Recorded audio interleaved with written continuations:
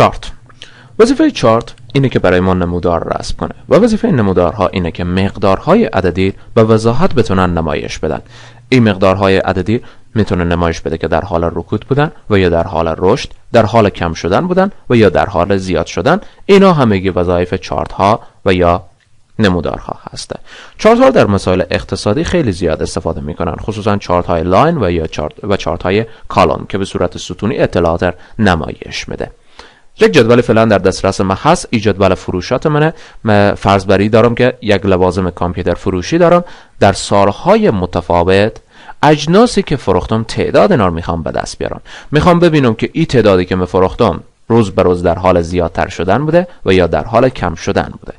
تعداد هم دقیقاً در داخل خود جدول رسید شده. فقط یاد شما باید باشه که یک خانه دقیقاً در قسمت بالایی از اینا باید خالی بمونه و جایی که شما تحت انتخاب شما قرار میگیره از خانه خالی شروع خواهد شد. خانه خالی سفیدن و باقی مونده حجرات با رنگ تیره تری مشخص شدن. حالا در تب این ضرب وارد میشیم. بعد از او از کاماند ست چارتس روی چارت کالم کلیک میکنه. مدل های متفاوتی داره خود چارت کالم هم، به شکل های 3D یا 3 بعدی و به شکل های 2D یا شکل های 2 بعدی هم شما میتونید اینا یافت بکنید. من استایل 2D یا استایل 2 بعدی رو انتخاب میکنم به خاطر از اینکه خیلی واضح تر میتونم اطلاعات از این درک بکنم.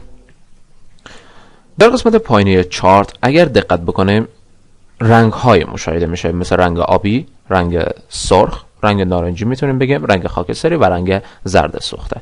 هر کدام یک از این رنگا نماد یک سال هستن در چارت من. مثلا هرگاه شما رنگ آبی دیدین در داخل این ستون ها بفهمین که منظور از این رنگ های آبی سال هست و زیر پای هر 4 ستون میبینیم اسم یک قلم جنس رسید شده. چون من 5 قلم رسید کرده بودم به همین خاطر 5 عدد شما در همینجا مشاهده میکنیم. اگر بیشتر بود بنا هم تعداد از اینا بیشتر خواهد شد.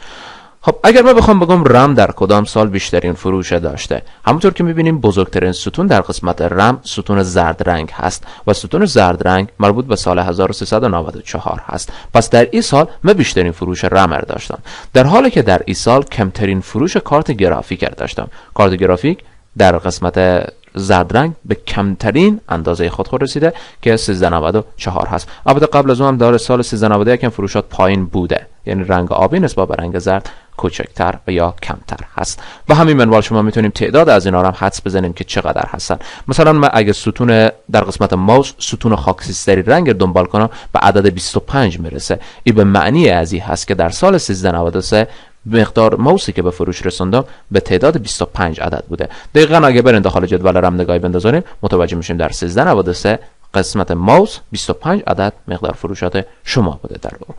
ولی اگر از حق نگذریم شکل و ساختاری که فعلا چارت داره کمک پیچیده تر هست، ظاهرا پیچیده هست و کسانی که به کار چارت وارد نباشن نمیتونن به راحتی موضوعی از این درک کنن. به خاطر که این مشکل برطرف شه خود چارت انتخاب هست. بعد از اینکه چارت رو وارد کردیم در قسمت بالا کانتکستوال چارت تولز باز میشه. در تاب دیزاین وارد میشیم و سویچ رو اور کالمر انتخاب میکنیم. این سبب میشه که یک تغییر جهت در جدول ما با وجود بیاید. قبلا سالها با رنگ ها مشخص میشدن، حالا اجناس با رنگ ها مشخص شدن. شما در سال 1391 1392 1393 1394 ستون آبی تیره داریم که این خود نماد کیبورد هست. اگر بخوایم بگیم که کیبورد در کدام سال بیشترین فروش داشته به راحتی میتونیم بگیم 1394 به خاطر که رنگ آبی بیشترین حدیو در قسمت 1394 وجود داره. و به همین منوال اگر من بخوام کمترین رو به دست بیارم همونطور که دنبال کمترین ستون آبی تیره میگردم که متوجه میشم در سال 1391 دقیقاً این ستون وجود داره. در add chart elements وارد میشه. element خود به معنی المان ها هستن یا گزینه هایی که میتونن خود چارت تکمیل بسازن. چارت فعلا دارای نواقصی هنوز هست، با ای که من توسط گزینه سویچ رو اور کالم تونستم تا حدود زیباتر بسازم و خواندن این چارت راحت تر بکنم، اما بازم بعضی مسائل هستن که داخل از این چارت باید استفاده بشن تا یک چارت تکمیل بتونن در دسترس ما قرار بدن. گزینه داریم به نام اکسس در قسمت add chart elements. اکسس به معنی محور هست و محور چارت رو میتونه معین بسازه. مثلا وقتی من میام در قسمت پرایمری هورایزونتال کلیک میکنم در قسمت پایین یک تکست باکس ظاهر میشه که نوشته اکسس تایتل. خب میگه ایچ 1391 1392 تا 1394 که نوشته شده دقیقاً چی منظوری تو داشتی از اینا؟ چون امکان داره تاریخ‌ها بر اساس میلادی حساب بشن و تاریخ شمسی که من نوشتم قابلیت خواندن نداشته باشه. و به خاطر باید در این محدوده یک اسمی بنویسم تا بتونه چارت راحت‌تر برای فرد. حال در قسمت exist title مطلب مورد نظر خود تایپ میکنن. منظور از 1392 و 1393 years و یا سالها بوده. در قسمت exist title حالت دیگه داریم به نام primary vertical میگن که در سمت چپ میبینیم دقیقاً یک تکست باکسی ظاهر ساخته که داخل از این میتونیم مطلب خود بنویسیم. مثلا منظور از 1 2 3 تا به 5 و اینا که بوده تعداد اجناس بوده.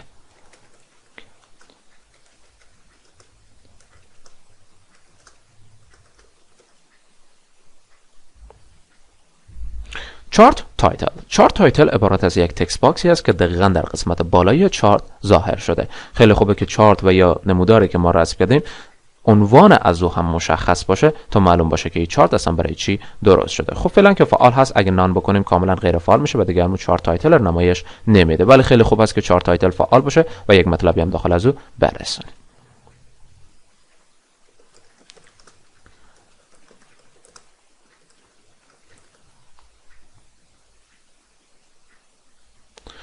دیتا لیبلز.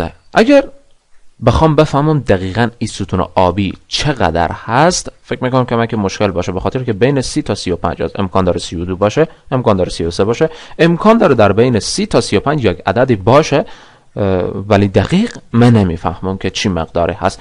خطایی که در این قسمت میبینیم مشخص میکنن که مقدار چقدر هست. مثلا این خط آبی به راحتی میتونین تشخیص بدیم که مقدار از این 15 تا هست، به خاطر که به خط 15 دقیقاً چسبیده. ولی بعضی ستون های دیگه نمیتونین تشخیص بدیم که چقدر مقدار دارا هستن. با خاطر در قسمت دیتا لیبل وارد میشیم و یکی از این حالات رو استفاده میکنیم. این سبب میشه که اعداد در قسمت خود خطا هم ظاهر بشن. کوشش نکنیم اعداد داخل خود خطا یا ستون ها ظاهر بسازین، به خاطر که امکان داره شما چاپگرهای سیاه سفید استفاده کنیم و انمی اعداد استفاده شده در بین از اینا خصوصا داخل رنگ آبی به وضاحت معلوم نشه. شما میتونیم از جاهای به نام outside end استفاده کنیم که گزینه‌های بسیار خوبی هم در ذهن هستن. میتونیم دیتا لیبل ها رو کاملا نان کنیم، یعنی غیر فعال بسازیم، در عوض از دیتا تیبل استفاده کنیم. دیتا تیبل وظیفه داره جدولی که پیشتر رسم کرده بودیم بیاره در پایین خود چارت تیر اضافه بکنه. حالا میتونیم تشخیص بدیم که در سال 1391 رنگ آبی که مربوط به کیبورد بوده 12 عدد بوده.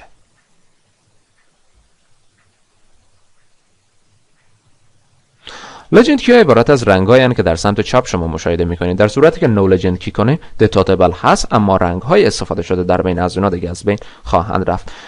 شاید سوال برای شما خلق شده باشه که حالا اینا که معلوم نمیشه چیکار باید بکنیم که ستون‌ها بهتر معلوم بشن. خیلی واضح هست، شما باید اندازه ای چارت‌های خود رو بزرگتر بسازیم. فقط ضرورته که بیایم اطراف چارت رو با کلیک چپ و موس نگه داریم و به سایز مورد نظر اندازه از این برسونیم تا چارت‌های رسم شده بهتر معلوم بشه.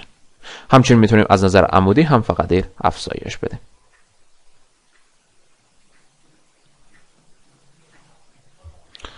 در قسمت گرید لاین خطای راهنما میتونیم شما کنترل بکنیم. خطای راهنما عبارت از همین خطایی بودن که به شکل افقی در همین قسمت رسم شده بودن و ما میتونستیم تشخیص بدیم که این ستون به چی مقداری رسیده. میتونیم بگیم پرایمری میجور ورتیکال که ظاهرا معلوم میشه که خطای عمودی هم در این قسمت ظاهر شدن، و یا در قسمت گرید لاین بگیم مینور هاریزونتال. مینور هاریزونتال وظیفه داره خطای ریزتری هم دقیقاً به صورت افقی در داخل چارت ما ظاهر بسازه.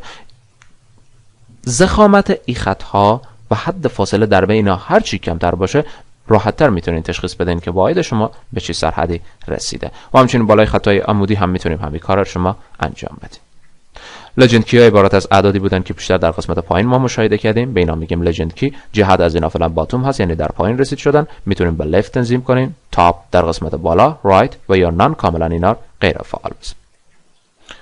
مورد بعدی در قسمت اد چارت المنت گزینه ترند لاین هست. وظیفه ترند لاین اینه که خط‌های رسم بکنه و اجازه بده که به راحتی تشخیص بدم که مقدارهای ما در حال افزایش بودن و یا در حال کاهش بودن.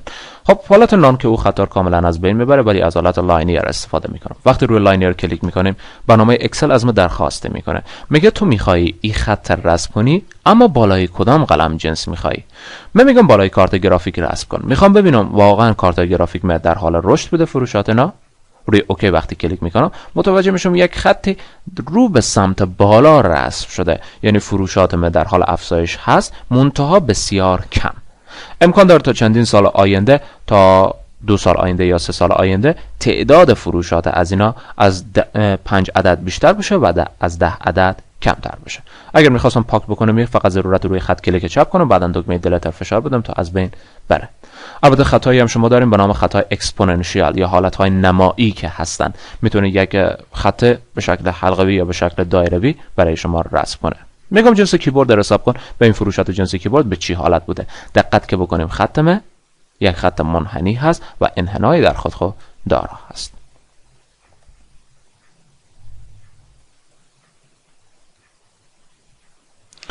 در قسمت کویک لی‌آوت وارد میشیم تا طرح‌های آماده شده رو مشاهده کنیم. تمام موضوعاتی که در قسمت اد چارت المنتس مشاهده کردیم از این به بعد هم میبینیم داخل بعضی استایل ها وجود دارن. اینا مثلا یک همچین استایل وقتی استفاده میکنم در قسمت پایین هم عمود دیتا تیبل جدول هست، در قسمت بالایی یا سمت چپ هم اجازه داده که از اکسیس ها همچنین استفاده بکنم. بعضی از طرح‌ها همچین چیزایی رو ندارن، به همین خاطر اونها رو کاملا از بین میبرن و ریموو میسازن.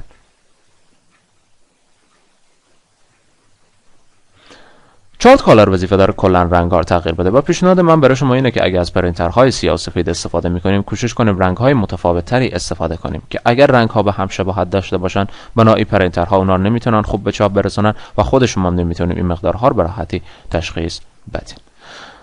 البته هر کدوم از این ستون‌ها رو میتونیم به باب دل خود هم رنگ‌آمیزی بکنیم. شما مجبور نین که از رنگ‌های آماده شده خود آفیس استفاده کنیم. فقط ستون مورد نظر مثلا ستون کیبورد رو میخوام تغییر رنگ بدم انتخاب میکنم، بعدن در تب فرمت همونطور که قبلا شیپ ها رنگ‌آمیزی میکردیم از همین قسمت هم میام رنگ مورد نظر برای از اینا انتخاب میکنیم. اما اگه بازم این رنگ‌ها در اینجا نبودن در قسمت شیپ فیل میتونیم رنگ‌های زیباتر و بهتر پیدا کنیم تا چارت خود واضح‌تر جلوه بدیم. و چارت استایل ها هم در اینجا داریم که میتونه از نظر رنگ اینا رو تغییر بده، میتونه کمک ظاهر از اونها رو زیباتر هم در ذهن بسازه.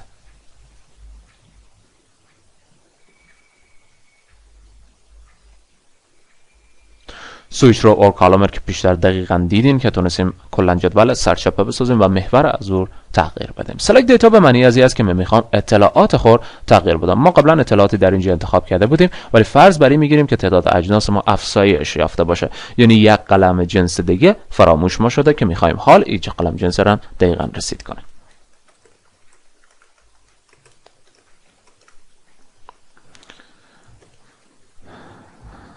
خب رایل چیه؟ چطور میتونیم ایران به جدول خود اضافه بکنیم؟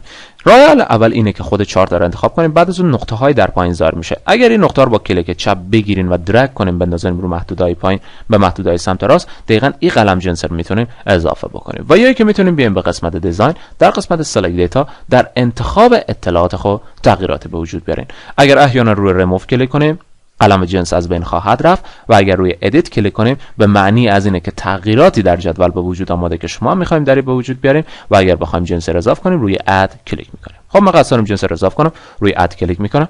بعد از اینکه روی اد کلیک کردم دو جا رو برام آورده، یکی گفته سریز نیم، یکی گفته سریز والیو. سریز نیم ما سی پی یو هست و سریز والیو ما بعد از اینکه کاملا این خانه رو پاک کردم ستون سی پی یو بدون خود سی پی یو انتخاب میکنم و اوکی. روی اوکی هم کلیک میکنیم، یک نگاهی میندازم به چارت خود ببینیم قلم جنس اضافه شده. بله، رنگ سبز نماد سی پی یو هست که در جدول اضافه شده و دقیقاً مقدار فروشات رو میتونیم در قسمت مشاهده بکنیم. چند چارت تایپ میتونه در اساس و یا در بیس چارت شما تغییرات به وجود بیاره. مدل چارت های در اینجا مشاهده میکنیم مثل چارت های خطی، چارت های قسمتی، چارت های بار یا نواری که مشابه با کالم هستن فقط به شکل افقی اینا رسم میشن، چارت های اریا، چارت های اسکاتر یا سیستم های کمیات وضعیه، استاک ها، سرفیس ها که در قسمت انجینری از اینا زیاد استفاده میکنن، گراف های رادار و گراف های کامبو که در آفیس های 2013 اینا جدیدتر هستن و تغییرات زیادتری در اینا مشاهده میشه.